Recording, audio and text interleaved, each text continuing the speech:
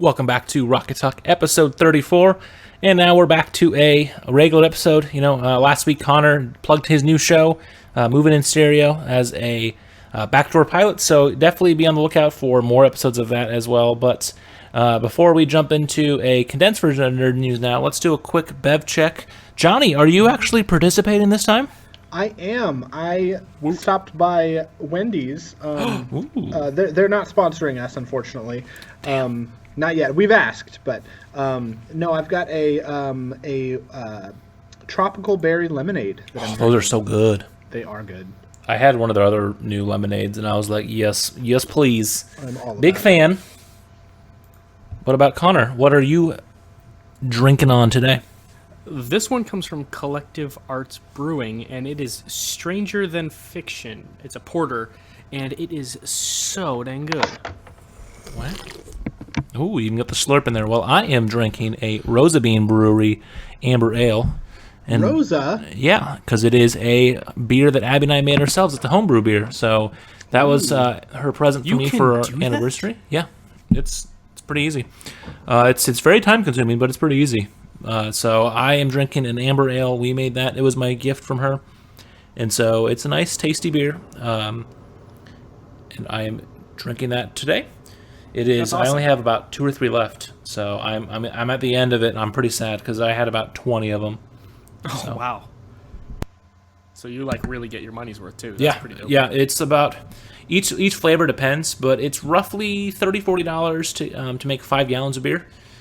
Which can net you roughly 24 bomber bottles, which is 22-ounce bottles. So I'm getting almost 2 beers worth of equivalent of it, and so yeah, it's definitely very fun. But all right, let's move on into nerd news now. We'll get to it in a second why it is a little more condensed, but we got a few PS5 news that came out recently. The first was the PS5 teardown, which we had a member of Sony go and show you all the innards of the new console, and so that was cool to see because there's a lot of stuff in there, and being able to get confirmed how many USB ports and just how big it is and all that was nice to see. What are your guys' thoughts on the behemoth of a system?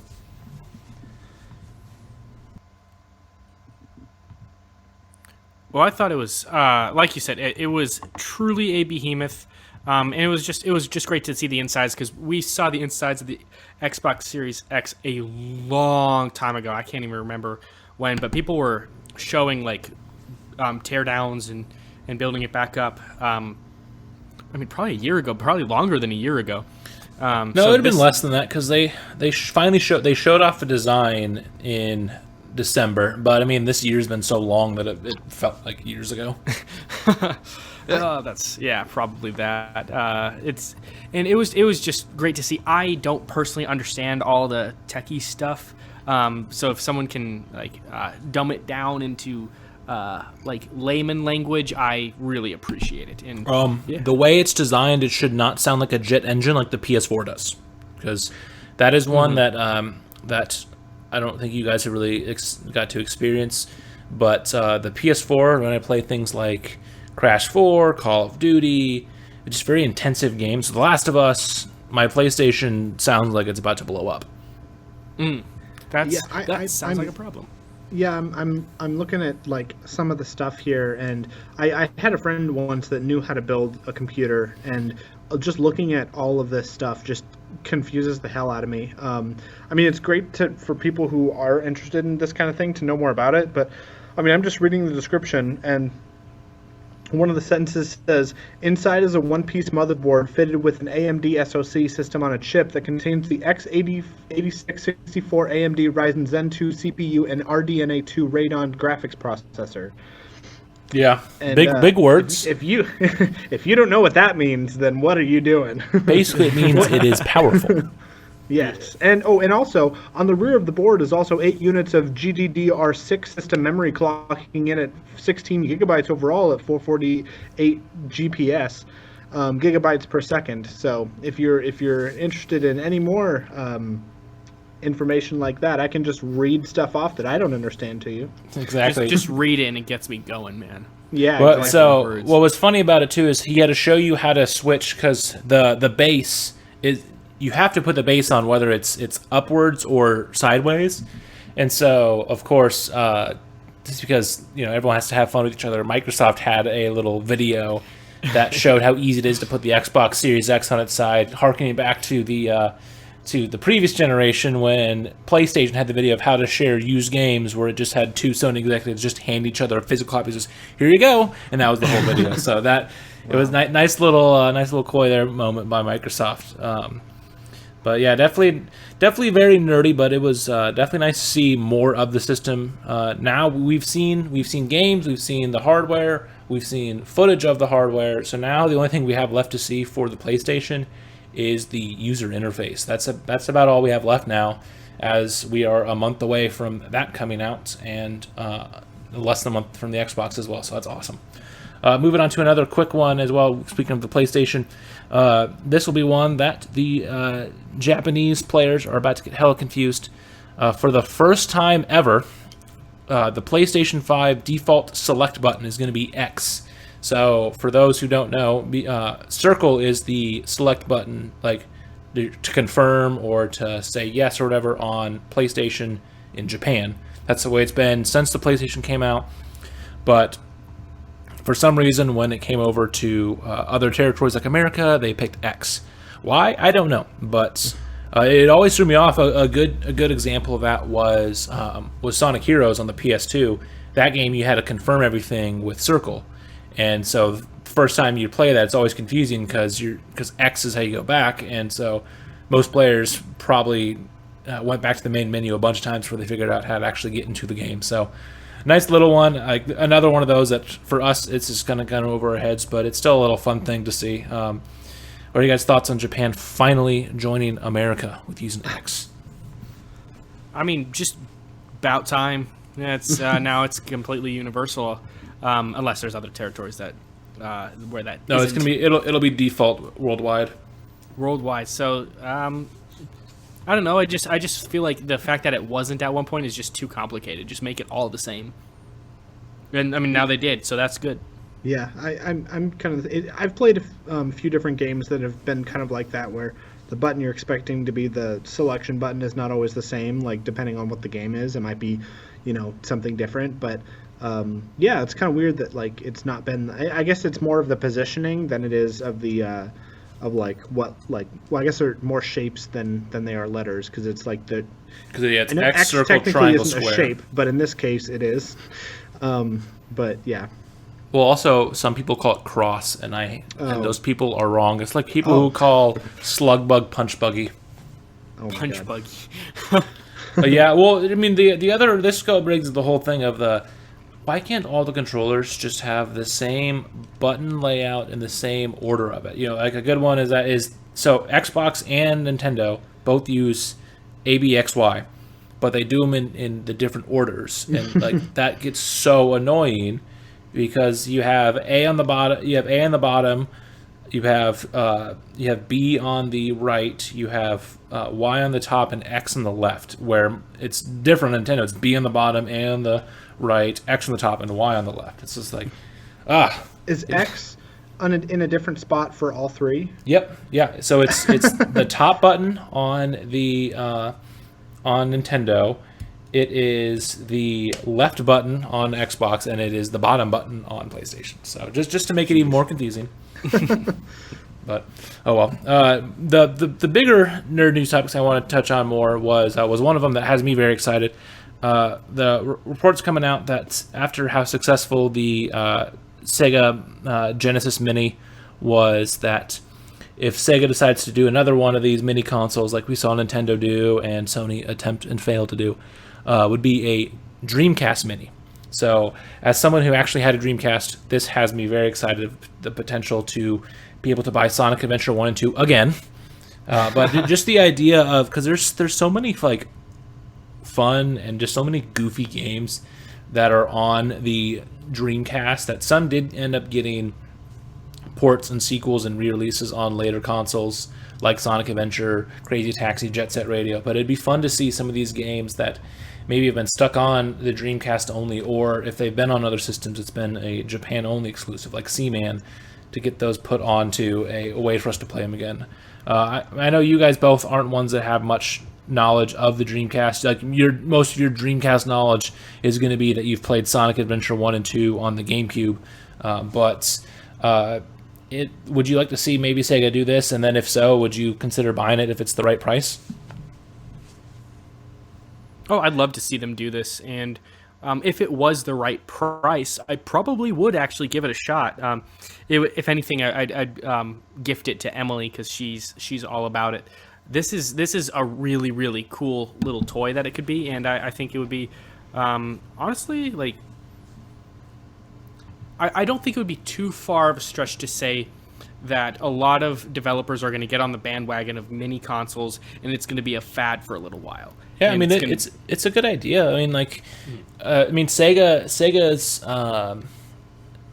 internal division that worked on the Genesis Mini, like, it got rave reviews because it's a near perfect mini console, and like probably the best we've seen so far. And so, like, we see that, like, the Nintendo ones both sold so well.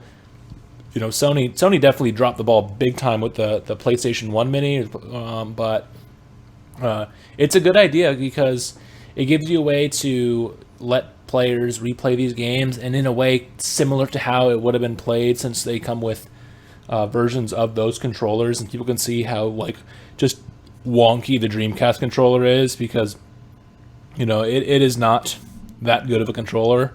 You know, it at least only has 2 prongs, unlike Nintendo, but it has some weird things, like the cord is on the bottom of the controller, and the stick was a hard stick, kind of like the N64. There's a lot of other little goofy stuff, but it'd be fun to see a Dreamcast controller again to be able to play some of these games. I mean, obviously, if this comes out, you're getting Sonic Adventure 1 and 2, and there's a few other ones as well.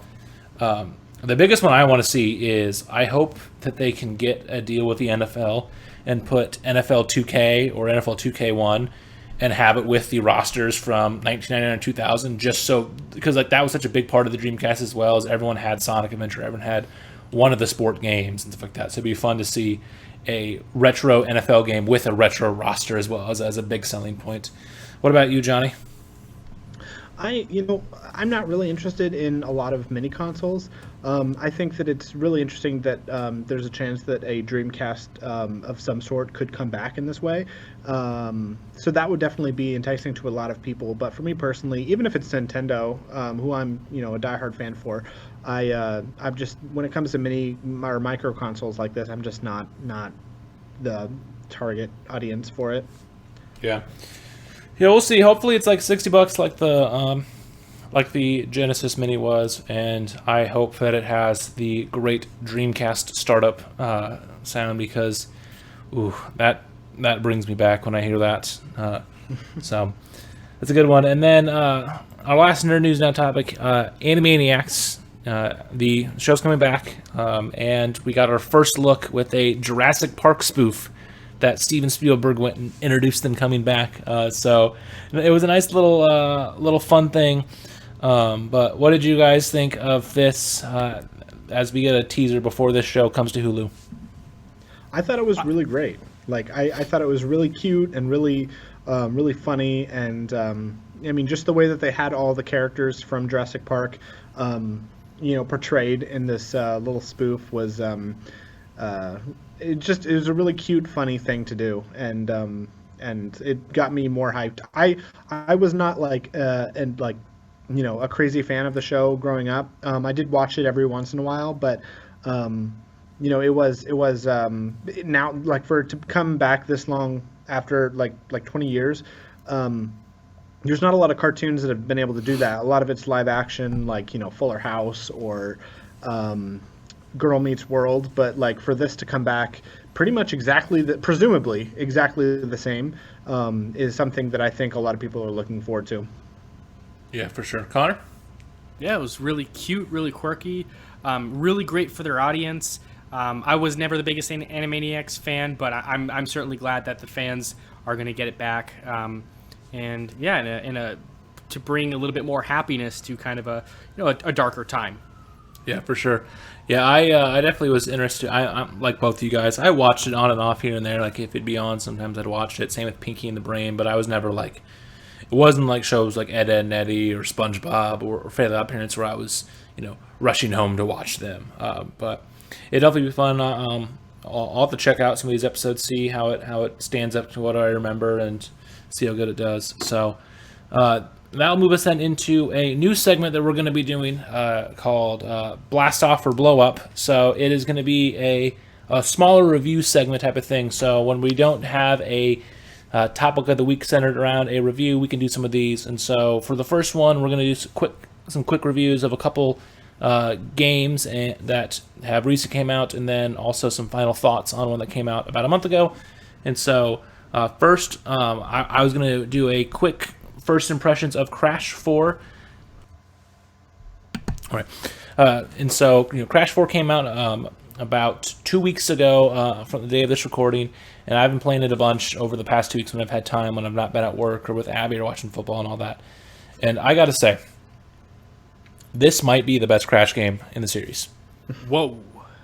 Now, for main series, because I still like CTR more, but this game, I've played roughly half of the main levels. There's roughly about 40 main levels you play as Crash or Coco, and then there are a handful of levels you can play as either Tawna, Cortex, or Dingodile.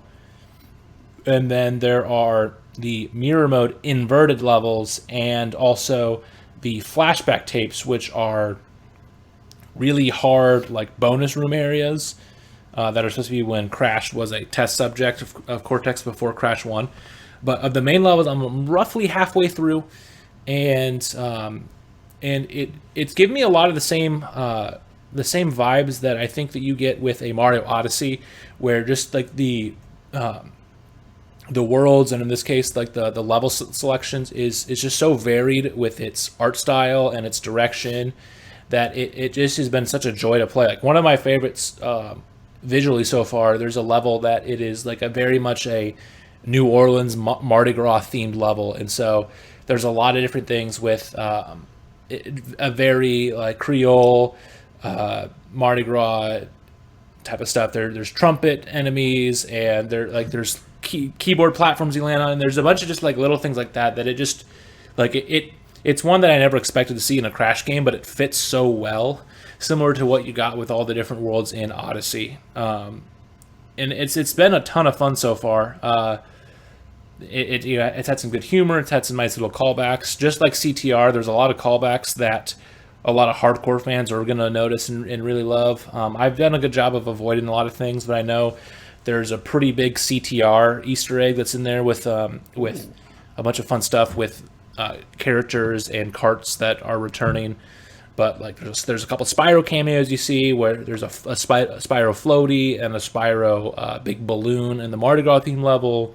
Love that. All the skins, yeah, all the skins are pretty cool. Actually, one of them you get when you beat the second boss is a classic Crash one, so it's kind of like so it looks very polygonal and very blocky. And then once you do one of the boss fights on inverted mode, you get it for Coco as well. But there's a bunch of goofy skins. There's like a prehistoric skin where they look like dinosaurs. There's ones where they're wearing like a bunch of like neon stuff. There's a robot one.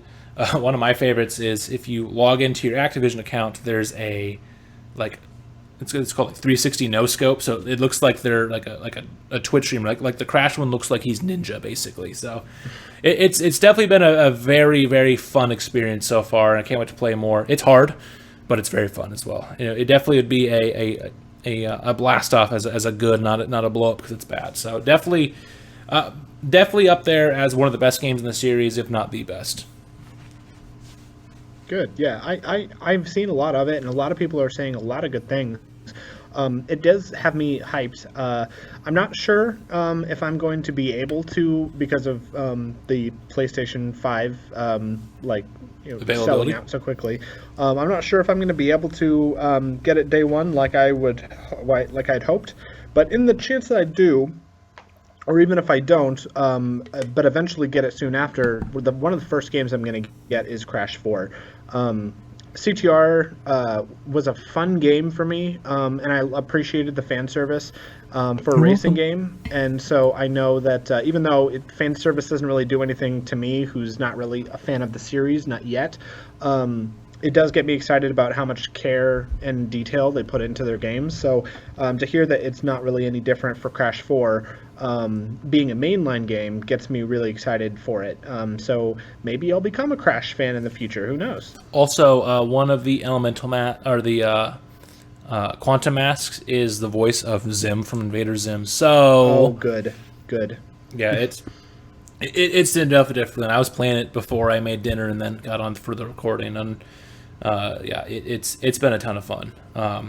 Connor, are you gonna plan on getting that when you get your Xbox, or? Oh yeah, dude. Oh yeah. And for this Crash game, because it's been so long, all other ones I can, but this one I don't think I can give a very objective review. I know I'm going to love it no matter what. I know even if it was garbage, which sounds like it's fantastic, great.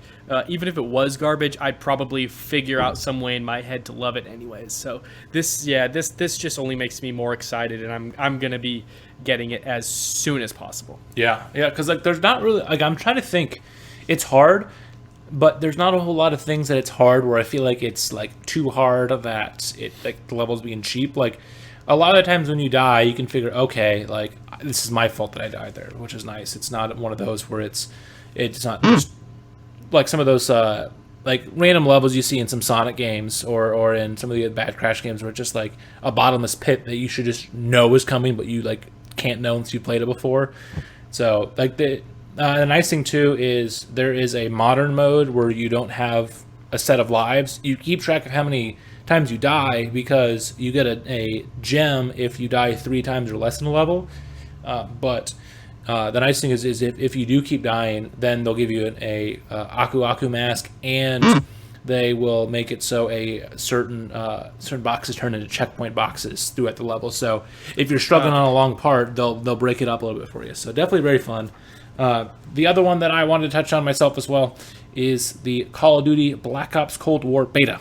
Nice mouthful of a name there. So the first weekend just wrapped up this morning. So those who pre-ordered it digitally on PlayStation or have Xfinity Internet or just got a code from somehow were able to play it starting Thursday. And then Saturday it opened up to anyone on PlayStation 4. And it's definitely been a ton of fun. I put in probably about 6 or 7 hours throughout the whole weekend from Thursday to Saturday. I didn't play any Sunday or this morning, but it definitely has been nice. There's there's a lot of things that I'm really excited for with it. It's not it's in a pretty good state with things. There's obviously bugs here and there, but it's a beta, so that's nice. But I've had a lot of fun with it, and I've really been liking a lot of the new things they've added to it. One of the best is they added this thing where you can adjust your field of view. So when you're typically playing, your peripheral vision, it's capped at a certain spot on consoles, but on PC for a while you've been able to expand it out so you can see a little bit wider out there, and they let you do that on the consoles now. So I turned mine up so I can see a little bit more, and that's been a fun thing to adjust to. But yeah, definitely has my seal of approval so far, and I am happy that it'll be my first official PS5 game as well then once I get my system. I don't plan on getting Call of Duty. I'm just happy that you're enjoying it, man. Yeah, same for me. I'm not a big Call of Duty fan. I do have I'm probably thinking about getting it eventually, but because eventually getting a PlayStation means that there's a lot of series I can jump into, and I think Call of Duty is going to be one. But I wouldn't know a good Call of Duty game from a bad one. So yeah, I mean, it's been fun. Good. So that's nice. But the one I want to move into that all of us hopefully have played then is the Mario 35 Battle Royale game. So that came out the day before Crash 4 came out, actually. So it's free. It's one of the Mario anniversary titles. And it's only available until the end of March, sadly. But what are your guys' thoughts been on this so far? Has anyone won yet? I have not won. I have not either. I think my best score was like 7th place, 6th or 7th. I've gotten 2nd or 3rd. Yeah, I've only played like maybe anywhere between 10 and 15 games total. I did really well a few times, but I always got like the last 6 or 7 are always like super super hard to get through. But yeah, I liked it a lot. I thought it was really interesting. It was I think more. I think Tetris is something that you can just kind of like shut your brain off and just like flow with, whereas Mario is something you have to actually engage in, and you have to like, you know, make sure that your timing is right. And so there's pros and cons to both. I certainly I haven't played as much Tetris as you, Luke, but I only started playing it about a month ago, and when I played Tetris 99, it was like I said, there was a lot of flow, and I would go through 20 games and not even realize it. But with Mario, it's very much, you know, strategic and planning and time based, and I think it's a little bit more what's the word, like, not extreme, but like it's more advanced than Tetris 99. Well, especially too, I think like one of the biggest ones is this messes with your muscle memory so much. Like speedrunners for Mario, they know the set path they want to do, and they know, okay, I need to jump here at this time, like, and that won't work for you, like, because even if you do land on the top of the flagpole and you get 15 seconds, defeating enemies is a good way to rack up time. And then on top of that, when people send you enemies, all of a sudden now you're on World 1-1 and there's a Bowser and there's like 3 cheeps that keep flying up and like all the other crazy stuff with it. Yeah, it's been wild. When I saw my first Bowser, like outside of Bowser's castle, I was like shocked because I didn't know that could happen, and I was like, what the hell, like, because I was on World 1-1, and I was like, what the hell is he doing here, you know, like, why is he here? And then like I couldn't jump over him, and he does die. If he dies the same way as he does in the main games, he can die through a lot of fireballs, but it takes a lot of them. So I tried doing that, and then he just spat fire at me, and I died. So yeah, it's when Bowser starts being like a part of it, it gets really tough. The one I saw someone win where there was a bunch of Lakitus. So because it was down to 2 people, and so they would both defeat Lakitu. So there'd be like 15 Lakitus plus there'd be a Dry Bones, a Bowser, and the regular like a Goomba and Koopa Troopa. It was just insane. Or when you go on I forget which world it's on right now, but when you're on land, but all the cheeps will fly up. Oh yeah. So you know, if you get all those, then all of a sudden, yeah, you're like World 1-2, and all of a sudden there's just cheeps going everywhere, and just like go away. What about you, Connor? Have you dove into this at any point yet? I have not. Connor, I'm not even close to being done with 3D All Stars. Oh, I mean, I'm not either, but I've been playing this too because it's. Well, the nice thing is like. Since it's such a quick pick up and play, like pick up, put down, I do this a lot on my lunch break.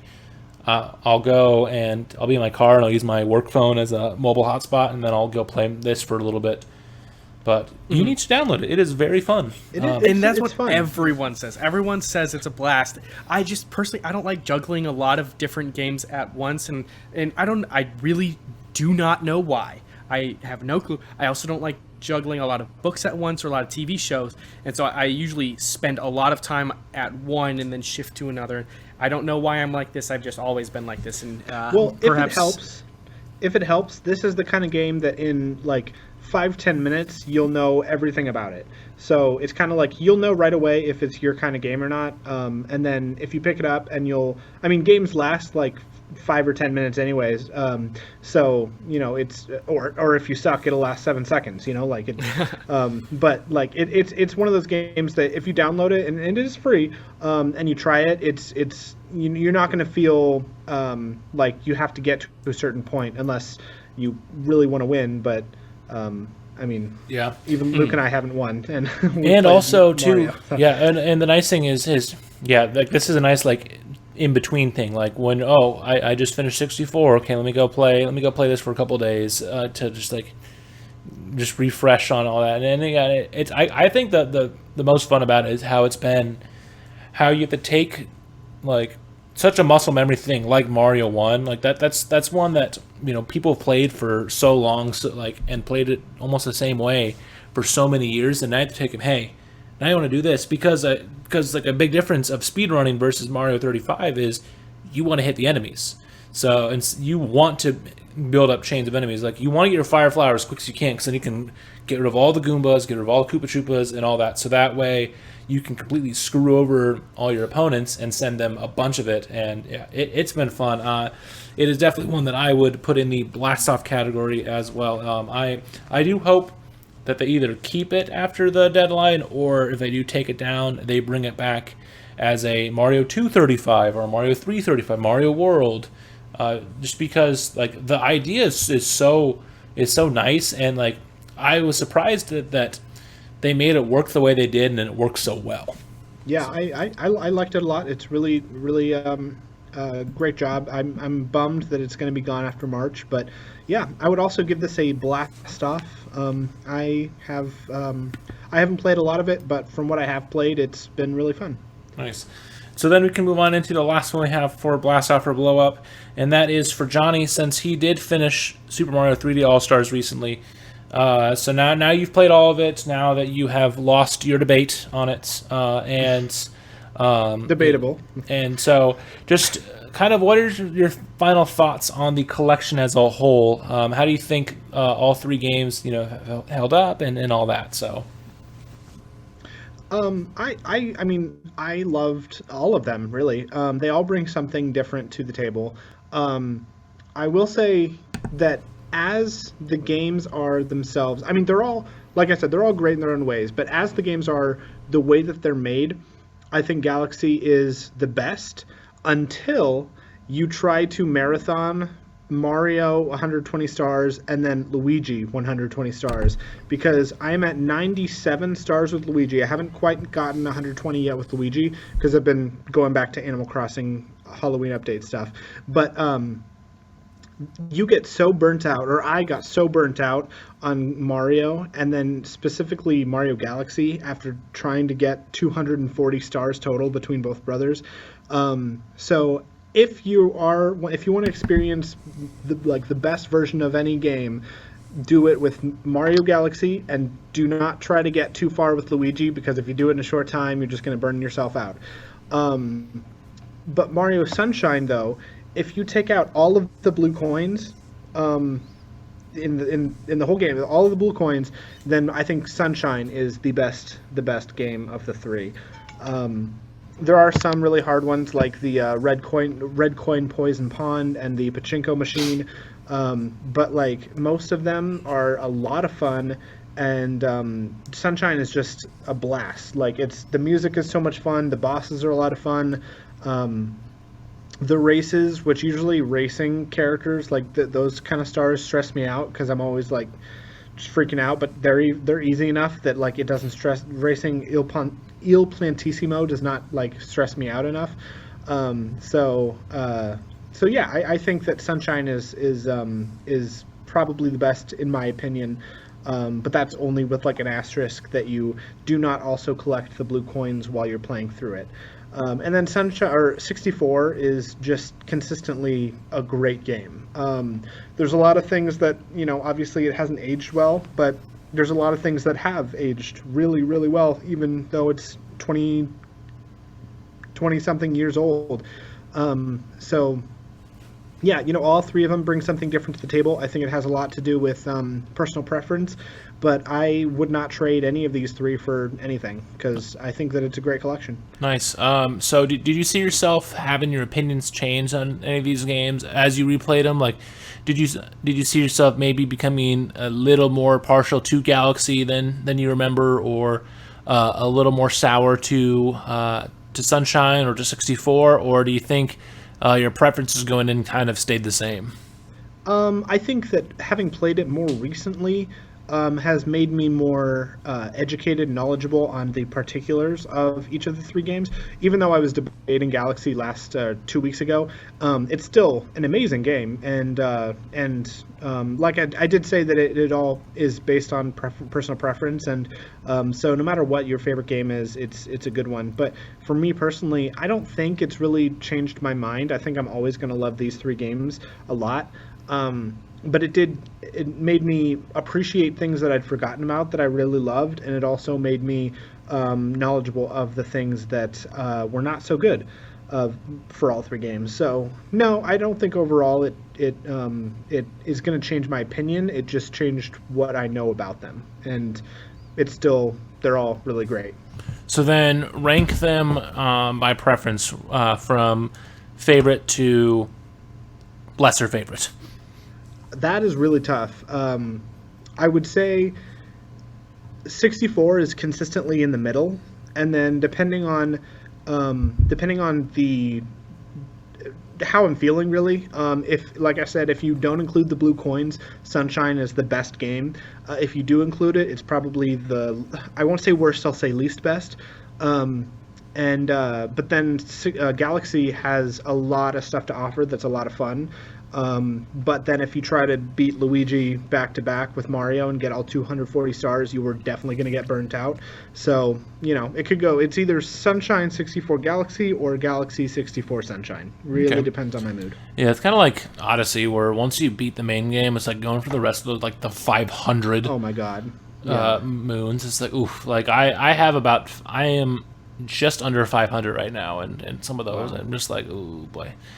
But yeah, definitely. So now we can move on into the topic of the week as a perfect segue, since we were talking about Mario 64. The topic of this week is just the bias that's associated with certain video game series, developers, publishers, etc.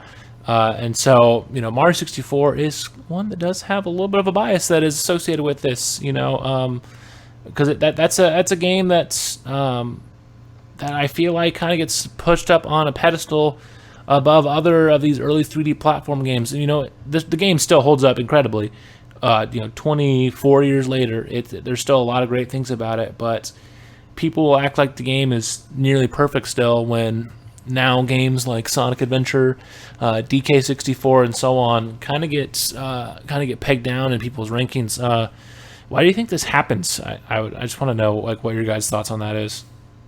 I with preparation for this topic of the week, I did a little thinking about it, and I think one of the reasons has to be with how iconic not necessarily how iconic the game is, but more how iconic the mascot is. Like for Mario 64, a lot of people, even though Mario and Sonic have a different feel to the video game, people who aren't knowledgeable on them have. You can draw a lot of comparisons between Mario and Sonic. And I think that Mario is more widely known and more popular than Sonic, and so I think because of that, he's just more appreciated. He's better acknowledged, and you also see games that are like Legend of Zelda. Not every game actually, not every game in the series is perfect, and some of them are significantly less so, but because you can't really compare Mario to Zelda, a lot of people favor Zelda as well. But Sonic Adventure, there's so many good things about Sonic Adventure and Sonic Adventure 2 that they do really, really well, that Mario does not do well at all, and people kind of sweep it under the rug, and I think that's because Sonic just isn't as popular as Mario. Yeah, but I mean, at the point when both games came out, Mario was still more popular, but it wasn't like now where it's a pretty big difference. Because in the early and mid 90s when Sega really took a bite out of Nintendo's grasp, Sonic was pretty big. It's just crazy because I mean you talk to a lot of people who love 64. One of their favorite things about 64 is kind of is cheesing the jank in it. Stuff like the backwards long jump and some of the other game-breaking glitches that are in it. But because you can do that to speedrun, it's okay.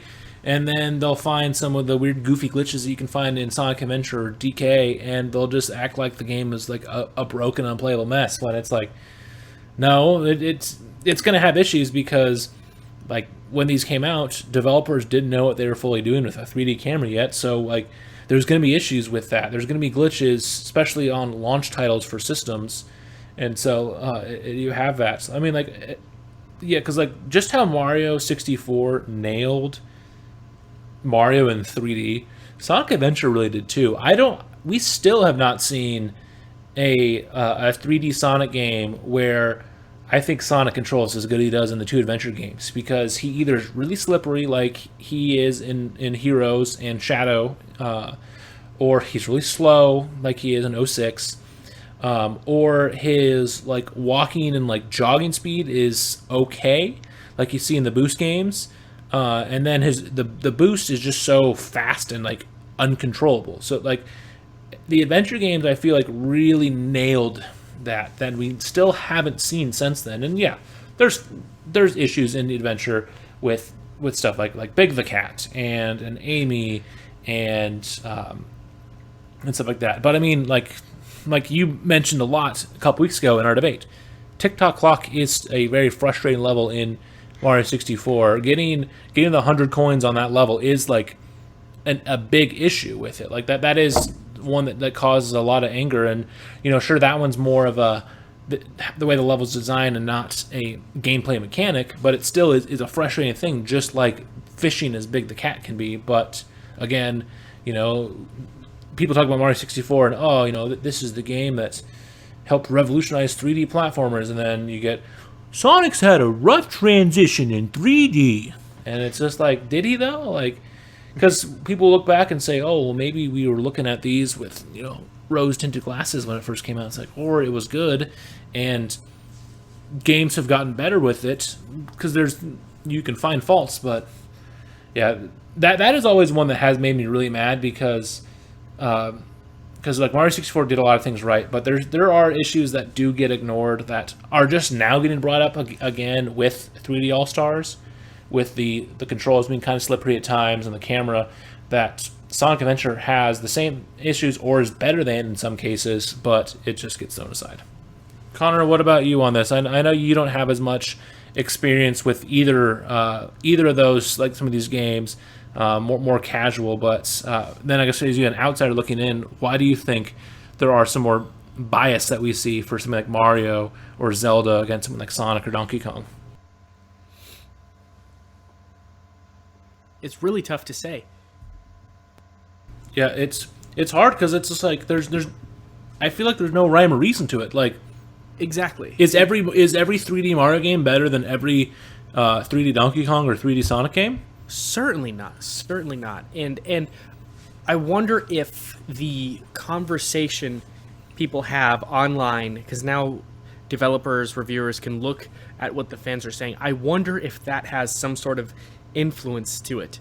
I wonder if people are, like you had said just a sec ago, rose-tinted glasses or whatever it was. I wonder if nostalgia is really getting in the way of objectivity.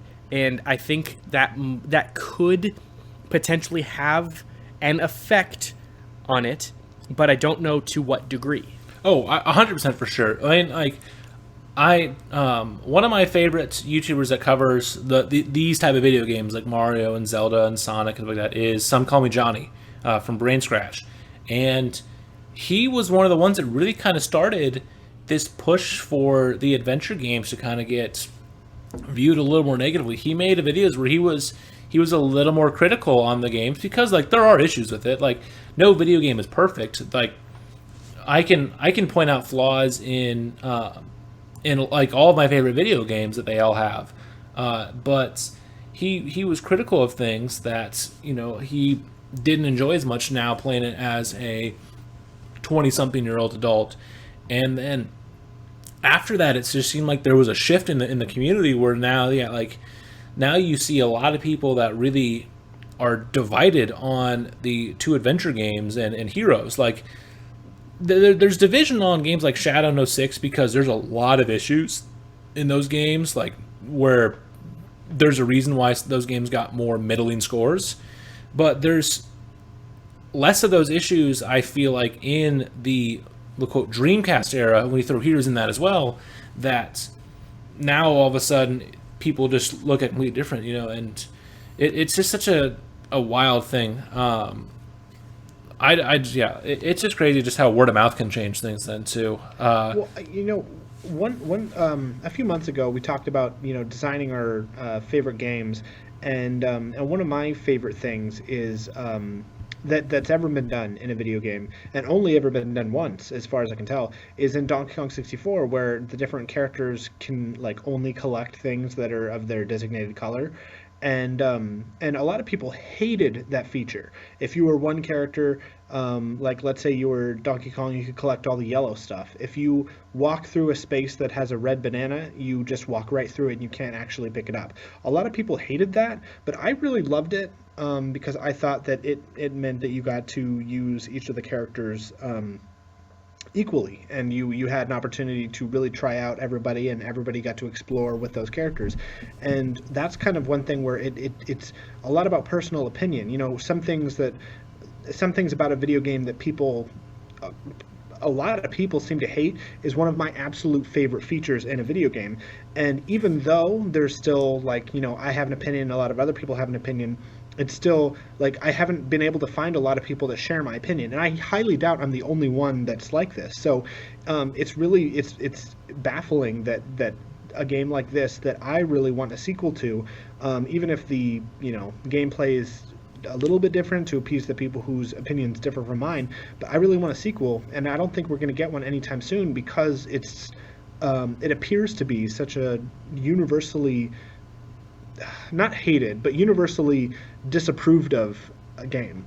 So yeah, it's I feel like it's the same reason why we probably won't ever see a Sonic Heroes 2, where we're going to see the Sonic Heroes mechanics put into party games like Riders and Team Sonic Racing, but we're not going to see an actual one where it is 3 players at once type of thing, because of the issues people had with Heroes.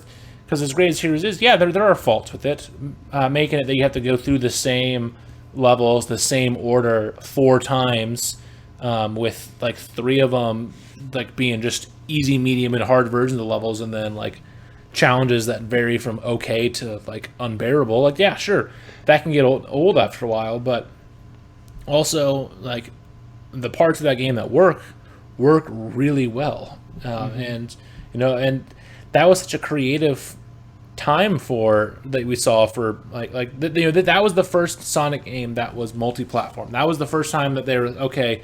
This is your first time for PlayStation and Xbox players to see a new Sonic game, not just play the ones that they could have played on the Genesis. And so that was such a big thing, and in a lot of ways they did knock it out of the park. And others, sure, it faltered, but I mean, every game has that. It's just crazy that we see it with the Mario series, and outside of the new Super Mario Brothers sub-series, we don't really see that negativity come with it like we see with these other games. You get it a little bit with Sunshine, but even so, I feel like the people haven't vilified Sunshine nearly as much as Donkey Kong 64 or Sonic Adventure 2 or anything like that.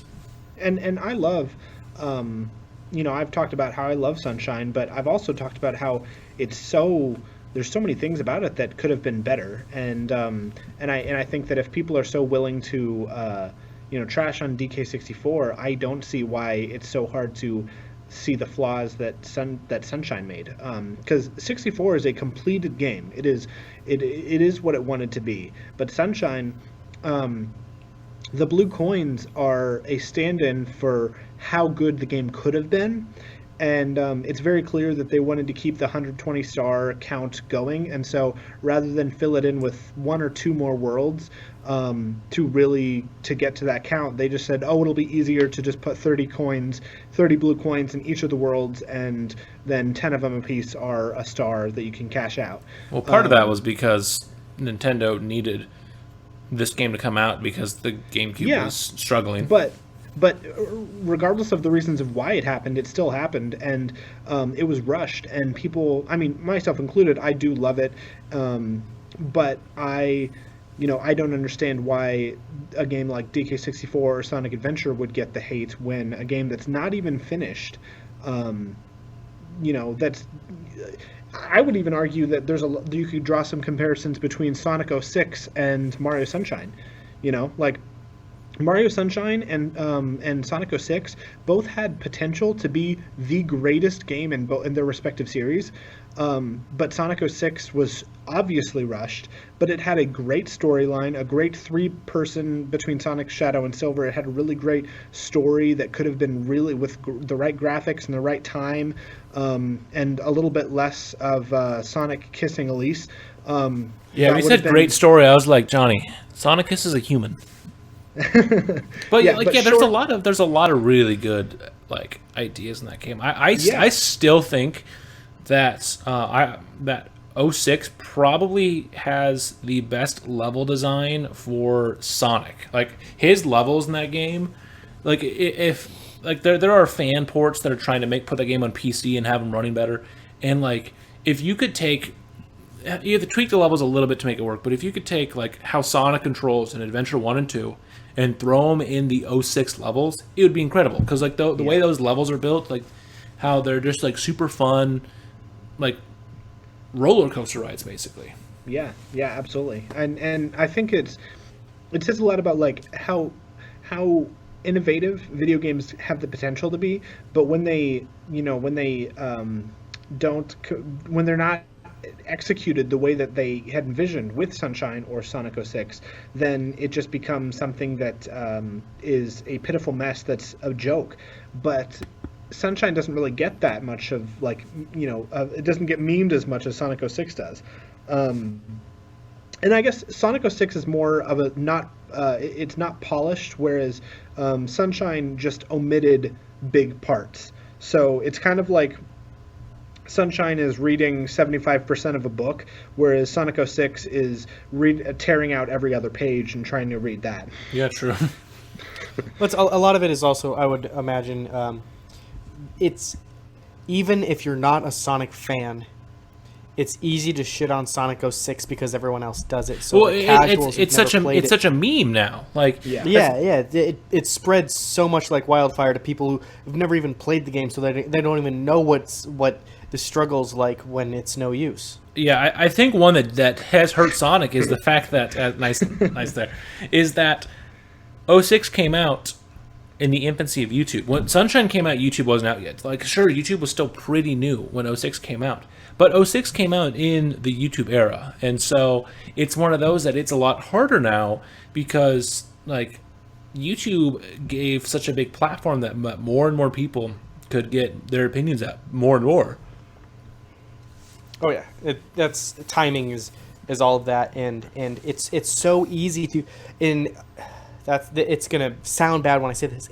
It's so easy to get into video game commentary because you can find commentary everywhere without the actual game, and you can hear other people's opinions on something when you have no opinion yourself, and so now people's opinions are so disingenuous that the overall commentary of a certain game might not even be genuine. It might only be 75% an actuality. Yeah, if I'm making sense. Yeah, like someone who knows who Sonic is and only knows a little bit about it, they might think, oh, I heard Sonic Adventure 2 is a bad game because it's now the thing to say it's a bad game, where they're going in with an unopened mind, and then all of a sudden they play it and yeah, maybe they notice a couple of the flaws early on that is maybe easier to ignore when you have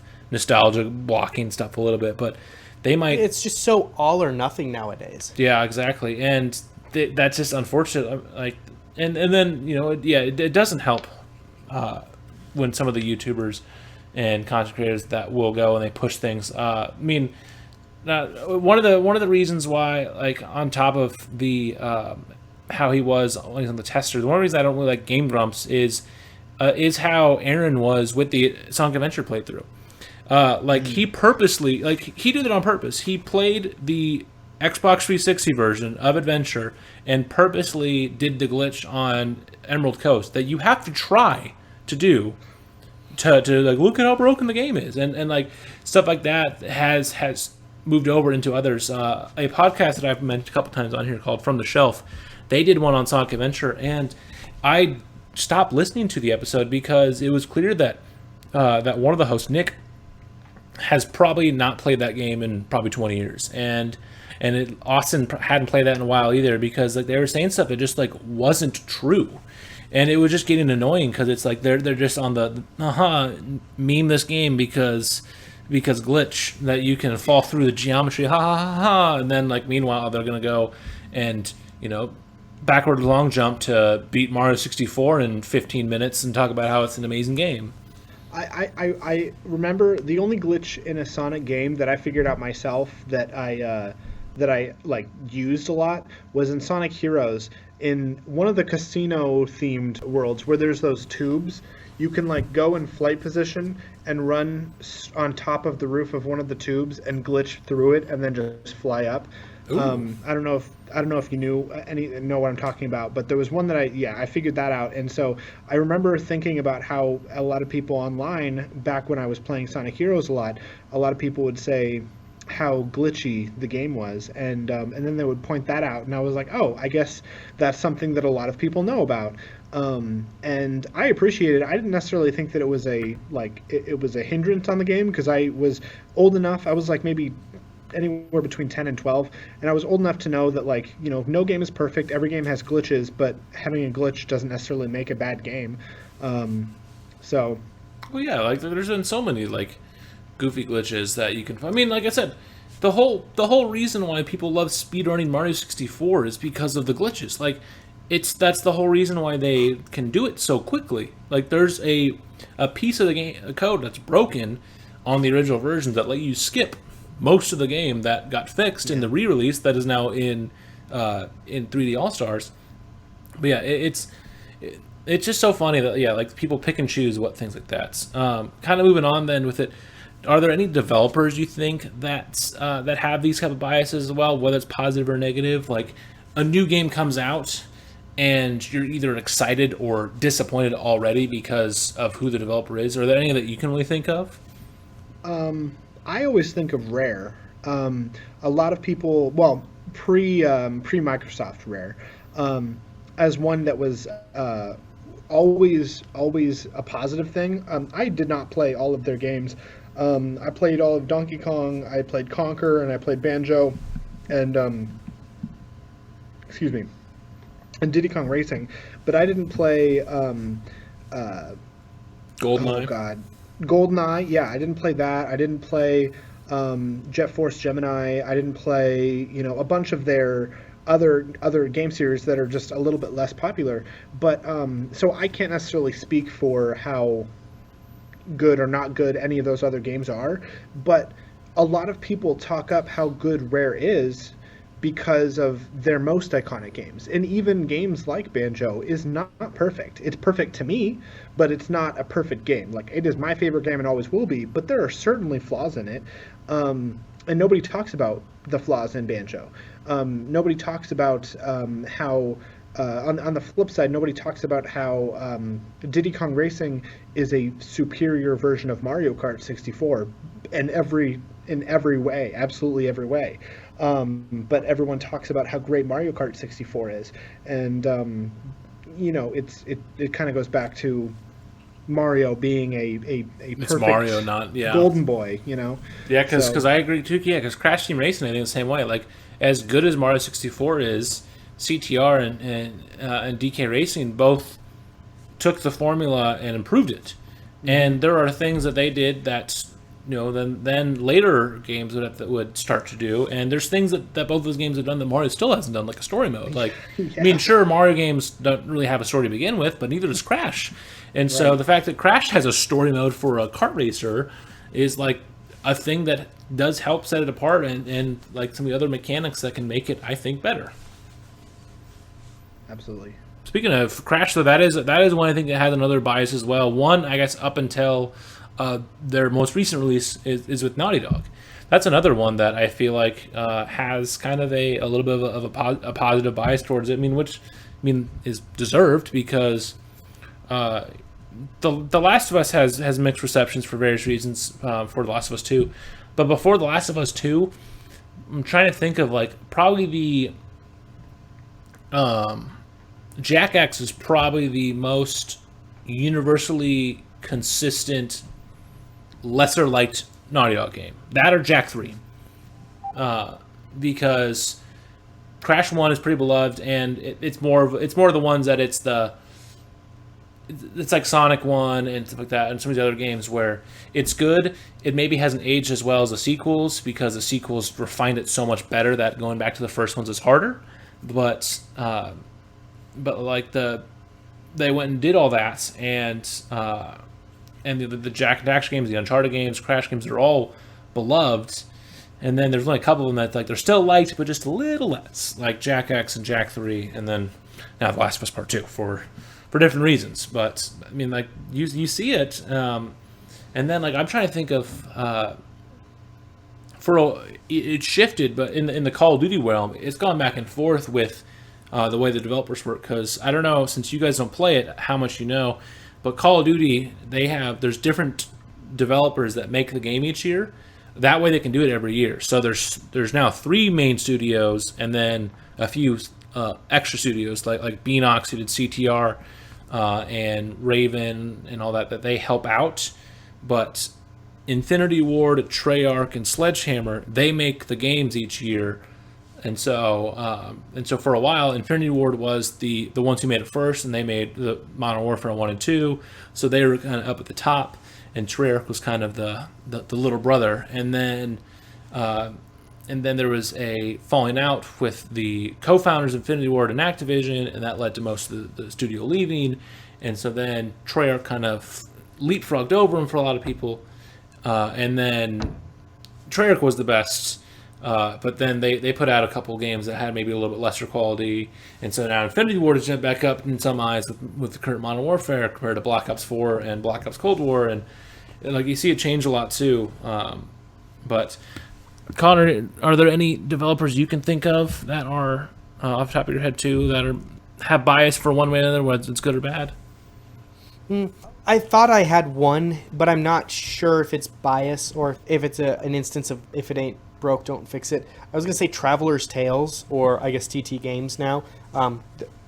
All they do is Lego now. They don't care about anything else. But yeah, I'm not really sure if that's bias or not. Yeah, I mean, I guess it's, yeah.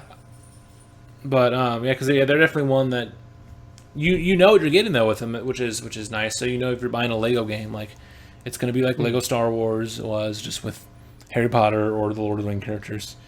Or it's going to be a shitty Finding Nemo game. True, but hey man, Lego Dimensions is amazing. I miss that game. I think they did Sonic R too. Mm-hmm. They did, and they did Crash Bandicoot Wrath Cortex, and they did a bunch of games. They did the worst of all. What?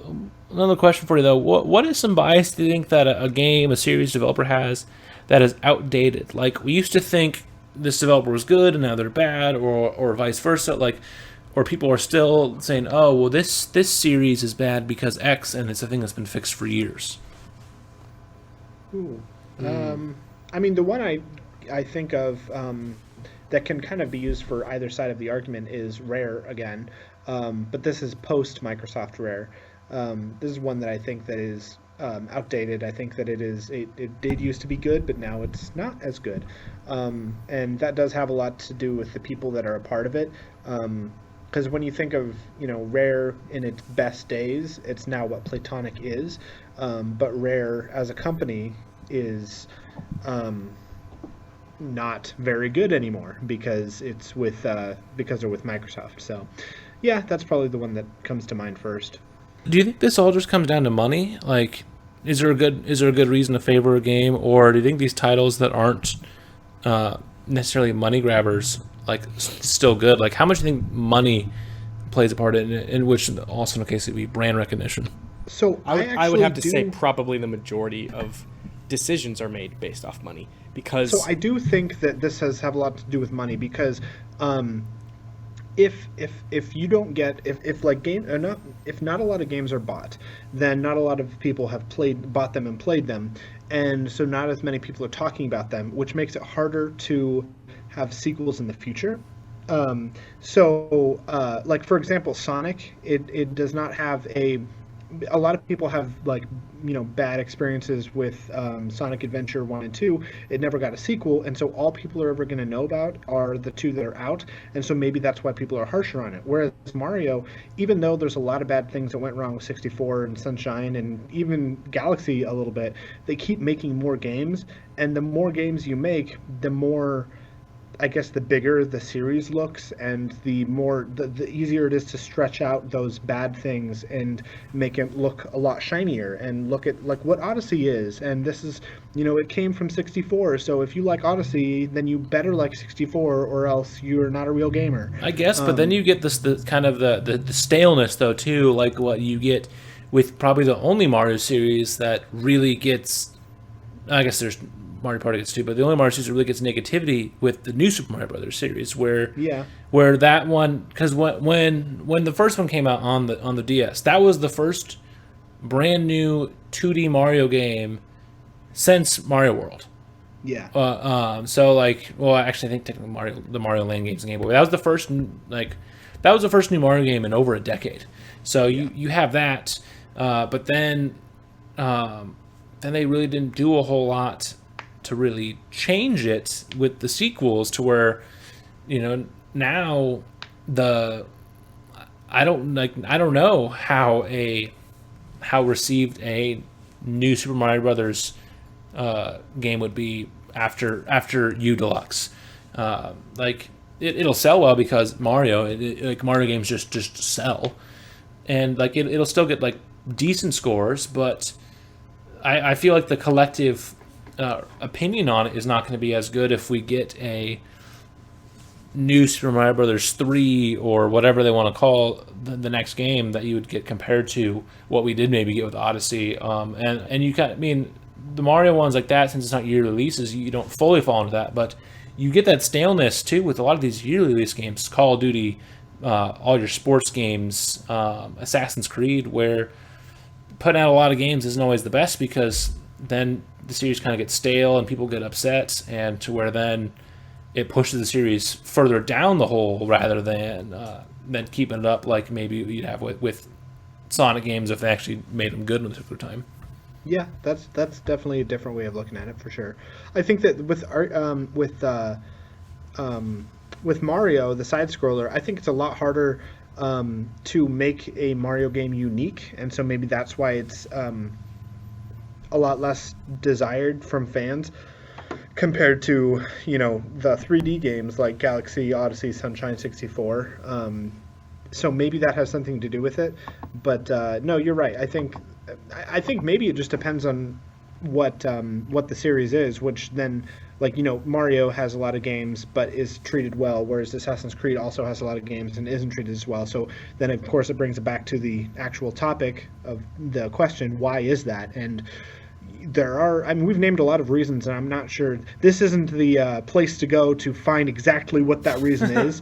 I don't think anybody's going to be going to Rocket Talk for why are people biased towards certain series, but I do think that a lot of what I've said and you guys have said are some, like what you guys have said, bring up a lot of points, so good points. So, it's a combination of things. I would imagine.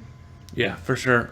So the last question I have for you guys then, as we kind of wrap it up, what do you think that we as a gaming community as a whole could kind of do to work on these biases so that way it isn't there? Because like this does affect people. Like, think about it. There's people that aren't going to touch certain video games like Sonic Adventure 2 or DK64 because, oh, I heard it's bad on YouTube. And because of that, they're going to miss out on things like some great moments like that. Like, they could really like the creative idea of you have to use certain members of the Kong family to get certain collectibles. Like, that's a great way to add replayability without it seeming too padded out, because it's okay. There's how many playable characters are there in DK64? 5. So 5 playable characters. Like, yeah, you would hope that they have a good way to expand that. It's the same way in the new Crash game, how there's a handful of levels you get to play as these other characters. It's not padding the game out. It's giving you more variety, and like they play really well. And if someone heard, oh well, DK64 isn't that good, especially compared to Banjo and Mario 64, and like in some cases, yeah, sure, like those two games are better, but then they can miss out on that experience, and maybe they would prefer it. Like while you love them, for all different ways. Like you've talked about how you love Sunshine a lot and a lot more than a lot of people do, and if you went into that with the bias that Sunshine has, maybe you wouldn't have liked it as much, or how you love Sonic Heroes more than most other Sonic games. Like that is ones that, if someone who hadn't played much of the series, they would go in because of the bias that they might not give it its time of day that it needs.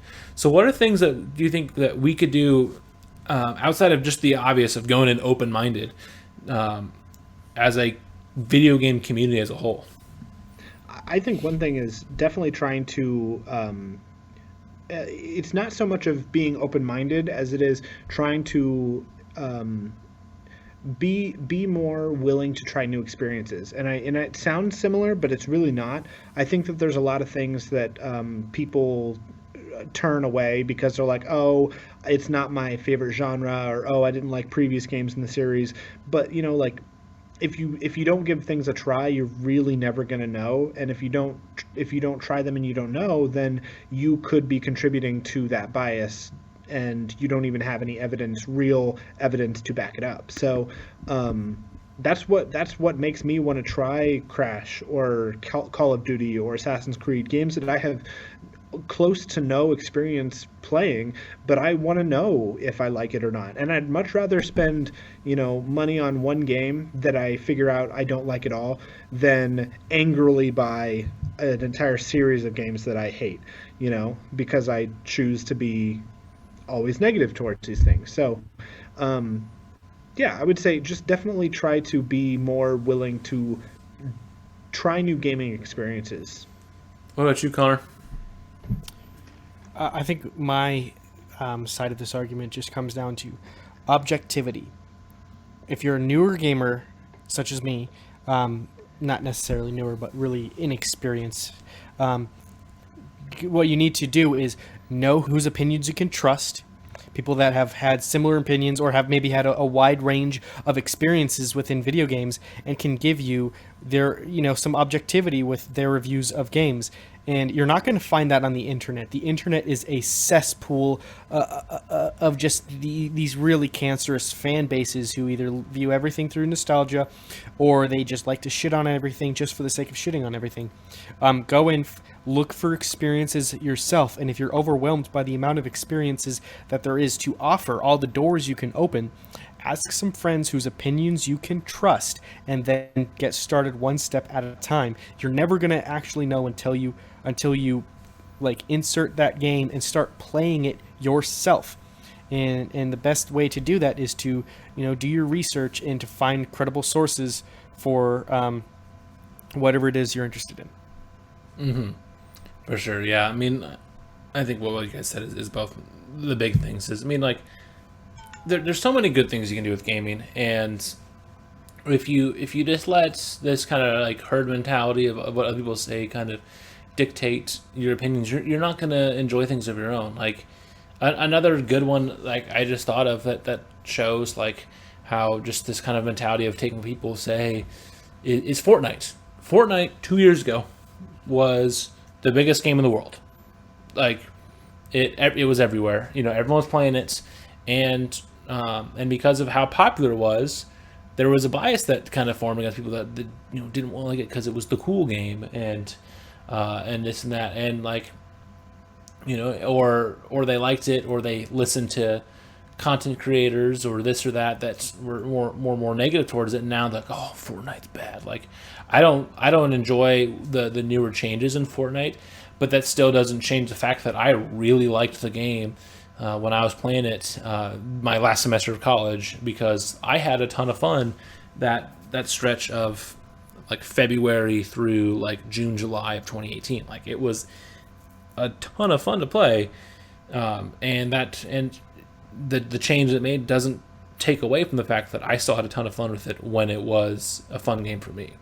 So yeah, definitely a lot of, definitely not one that there's a one set answer, but it definitely is interesting to see how the video game industry is shaped by bias, just like everything else is. Like, unfortunately, like when it comes to things like racial bias, stuff like that. Luckily, video game bias is not as big of a deal because, someone being more negative on Sonic Adventure is not the same as being racist. But, it definitely is something that is in everything in our lives, unfortunately. So that can move us now on into our recommendations. So since we didn't have a normal episode last week, we're going back to 2 weeks ago when we did the Mario 3D All-Stars debate. And so I recommended Cybershell's What the Hell Are Chow video, and Emily, who was our very special judge for that episode, and thanks again, Emily, for joining us, had us watch the first 2 episodes of Futurama. So let's first start with Emily. What were your guys' thoughts on her recommendation of Futurama? I'll go first because mine's going to be the quickest. I love Futurama. This is like my second or third complete run through, and that just shows you I absolutely love the show. Great pilot, and can't even remember what the second episode is, to be honest, but I know I loved it. The moon. Yeah, non-objective review. I've watched through Futurama once before in its entirety, and I'm such a big fan as well. I really love that Fry, the main character, is a main character that's actually interesting, because so many shows have a main character that's just kind of boring and the straight man, but I think Leela is more the straight man of the group than Fry is, and I really love just some of the things that Fry says and does are just so funny. Like in the Moon episode, we were asked to watch the first 2, and so on the second one, the Moon episode, he and Leela are in a dangerous situation and they're dying, and he's like, "Every man for himself," and then he gets caught and he's like, "Leela, save me!" And so like stuff like that is just really funny. But I'm a huge fan of Katie Sagal. She's been in a lot of stuff that I've really loved. Obviously, she's well known for Married with Children and Sons of Anarchy, but she's also in Shameless as well. And Lost. And she's in Lost. I didn't know that. But yeah, I love Katie Sagal, and she does such a great job as Leela. And it's just the whole cast is just really good, and the story is really good, and I do prefer it to Simpsons because they get compared a lot because they're both made by the same creator. Yeah, I really liked it. I think that this is a great solid choice, and it reminded me of why I really loved the show. Yeah, for sure. Yeah, she I did not like her in Lost. She's kind of a bad character in Lost. Like not like a bad character like how she is, but like someone you love to hate. Yeah, she's kind of a villain, but yeah, that's how she is in Sons of Anarchy too. Yeah, and she's Hyde's mom in that '70s show, and she's been in a lot of things. She's great. I'm the one that has probably the least amount of exposure to Futurama. I've watched it, but I've never watched it all the way through. Because there's after the revival they had for a few years too. There's now 140 episodes, and I've seen roughly a few dozen. And yeah, it definitely is a funny show. I do love all the little different things they have, like the Nixon head, or in the second episode, what they had with the Pac-Man reference, how it's gender neutral Pac person, like that, just like little thing like that is pretty funny. Like that's how they can take some references and throw that. Yeah, it definitely is a. Go ahead. The show came out, and I think it came out in 1999. And I thought it was really funny that there was a suicide booth, and well, not funny, dark humor, and they said available since 2008, and I'm like, oh, yikes! Here we are in 2020, and yeah, so that was a bit of dark humor that I definitely had, that I appreciated. Yeah, for sure, and I mean, like it does a good job. Like you always want a pilot to do a good job of setting up the show. But like this is one of those where it does a really good job to set up the series with everything it does, because you don't get everyone introduced, but like the main thing, you do get the professor, and you get Bender and Leela. Like you get like a good chunk of the main cast introduced right away, and like you get to see what gets set in motion for what becomes a good series. And yeah, for some people who do prefer it over The Simpsons, like it shows why. And this was right at the height of The Simpsons too. Like this period of time, the late '90s, is when this show started off, and The Simpsons was at arguably its best. It just shows just how like good Matt Groening was at the stuff that he wrote and created. So yeah, definitely was a good recommendation on Emily's End there. What would you guys give it as a rating then? Ooh, this is an 11 out of 10 shiny metal asses. I would give this. Oh gosh, you go ahead, Luke. I'm trying to. Yeah, I would give this a 9 out of 10. It's a good thing we're not talking about other episodes that involve the dog out of 10. Ooh. I would give this 9 greats in the great nephew. Out of 10. A lot of greats. Yes. So then we can move on into what my recommendation was, which was the Cyber Shell What the Hell Are Chow. So I briefly mentioned this a little bit with the last one too. So Cyber Shell is a YouTuber that I found a couple years ago, and I enjoyed his videos just because of the way that his humor that he portrays across it, and just like kind of just how like this man knows way too much about like little things in the Sonic thing. Like I mean, the dude.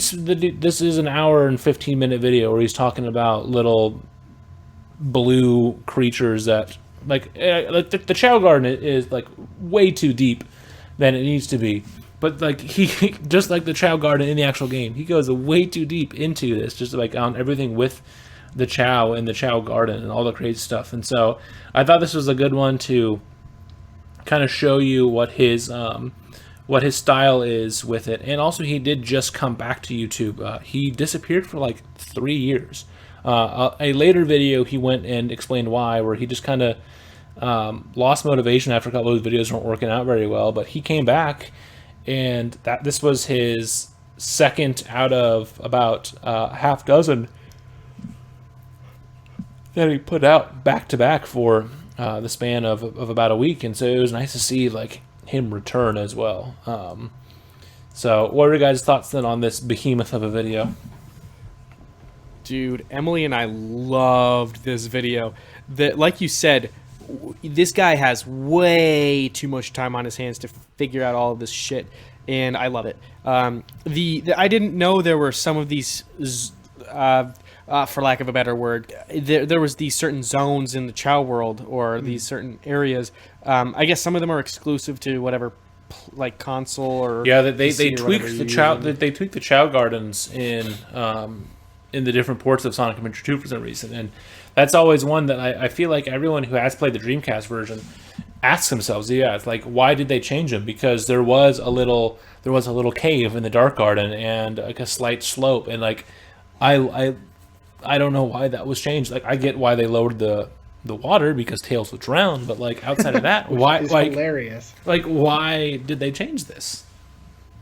I only ever played the GameCube version, and I spent a lot of time years ago, like 2010, 2011 or something. My brother and I went through like all the Sonic games and just like tried to 100% all of them.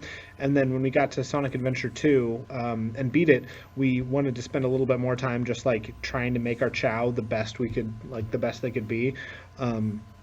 So over time I did learn a lot of the like specifics of how to make your Chow as best as possible, but there was a lot of stuff that I just kind of assumed or guessed and wasn't really sure on, like the evolution of Chow, how Chow died, how Chow grew up, their adult Chow and breeding and all that stuff. I just guessed and I assumed certain parts, but he made it a lot more clear. He taught me a lot of stuff in this video, so I was kind of looking at it from a kind of like a instructional video, or like a how-to video, because for me this is all stuff that I wanted to know, and this is all stuff that I didn't know, but it was in the realm of things that I was interested in learning more about, like a deep dive into how to take care of chow better and how to like grow them up. And so I really liked this because it was very informational. So yeah, it was a good selection. Yeah, my favorite has to be when he was messing around with the chow multiplier like computer program, and he just starts just like messing with the stuff, like with their proportions and all that.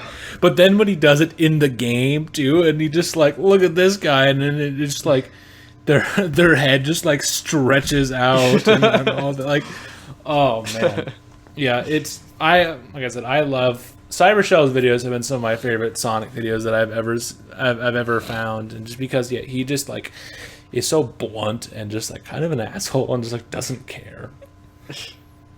His presentation is fantastic, and I hope you recommend more of his videos in the future.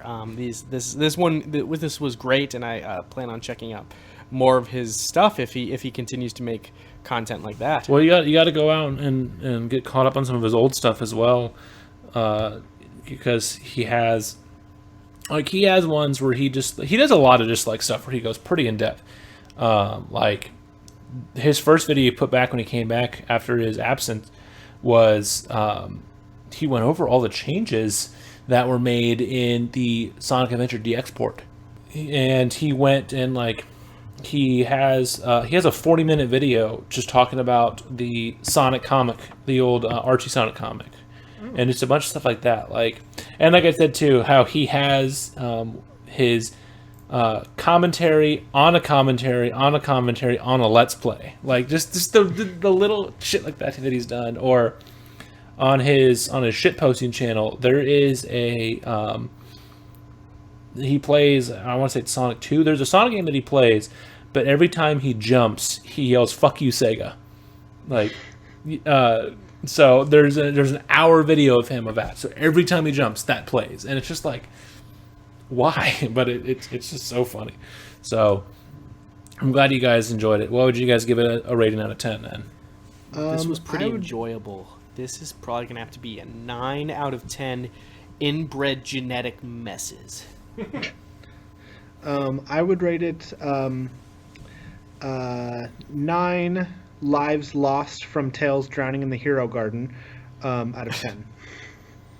Alrighty, so that means then, Connor, it is your turn again.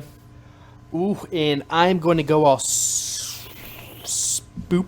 with a question mark. Spoopy. Because I'm going to be recommending a game, and I hope you guys have a lot of fun with it. I hope you guys like math and learning, because I would definitely like to recommend Baldi's Basics in Education and Learning.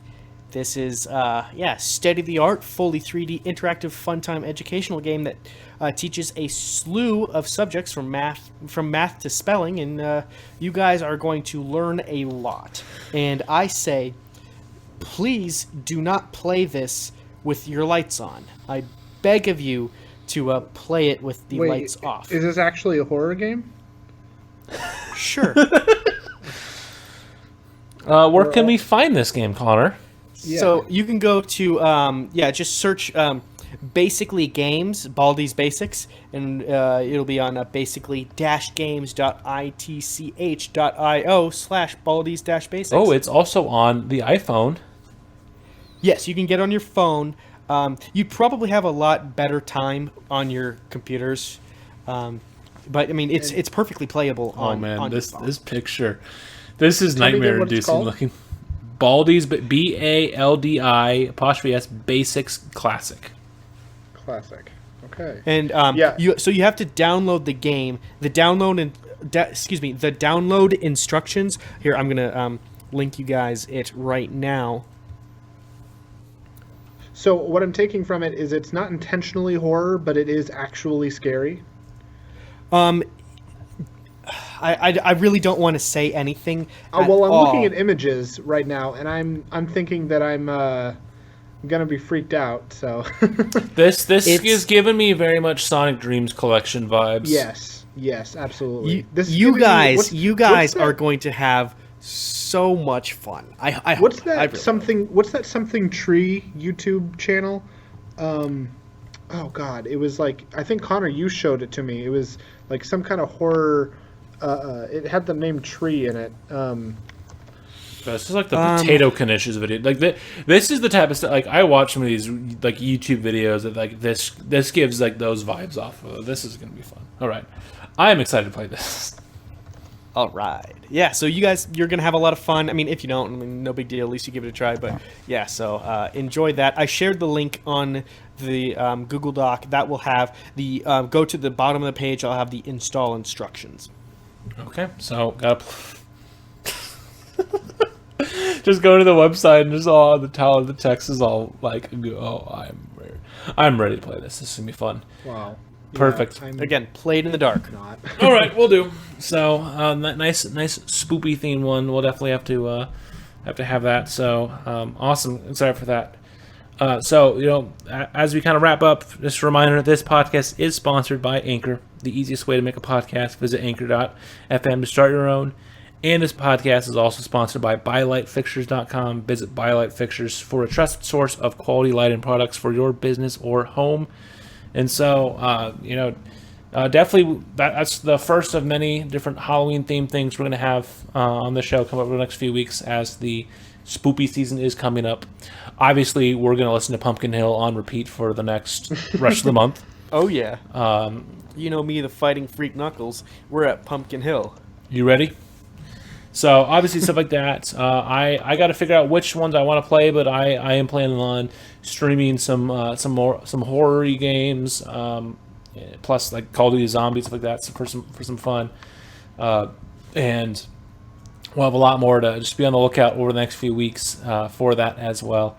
And obviously on top of us having some Halloween themed stuff, don't forget to check out Connor's new show, Moving in Stereo with Court and his brother Tyler, as they talk about music as a different show under the RocketBomb umbrella. So, Connor, when can our viewers expect listeners expect the next episode? So that is a fantastic question. Cut you off guard. And so that should, I wish I could give you an actual date, but that's either going to come out this weekend or sometime next week.